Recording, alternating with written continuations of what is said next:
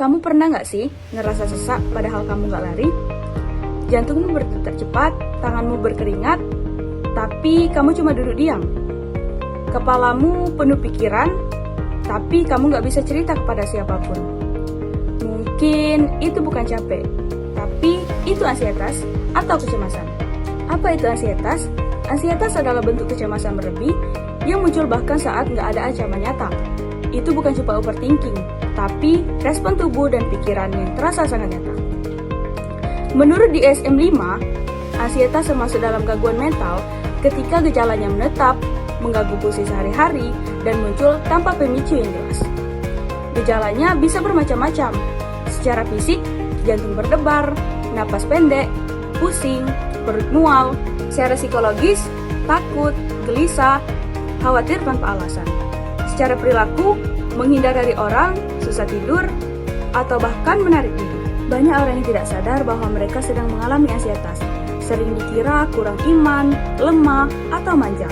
Padahal, itu kondisi medis yang butuh penanganan dan pemahaman. Coba kita bayangkan, mahasiswa tingkat akhir, skripsi belum selesai, orang tua berharap tinggi, teman satu persatu sudah wisuda, tapi dia masih di titik yang sama.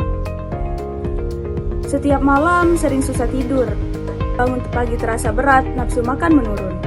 Dan dia mulai mempertanyakan, aku ini gagal ya? Apa aku cuma beban buat keluargaku? Tapi di luar dia masih bisa senyum dan bilang, aku gak apa-apa, padahal dia sedang tenggelam dalam ansietas.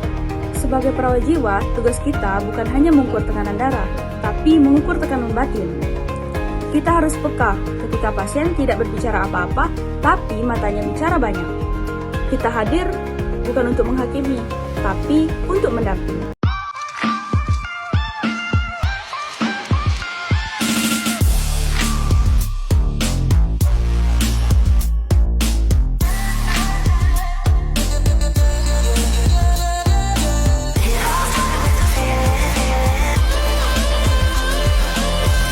Kalau kamu cemas, kamu gak sendirian.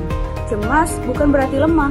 Cemas bukan berarti gagal. Cemas adalah sinyal bahwa tubuhmu butuh istirahat dan hatimu butuh ruang untuk bicara. Dan kalau kamu perawat, ingat, satu kata lembut darimu bisa jadi obat luka yang tak terlihat. Terima kasih sudah mendengarkan podcast ini.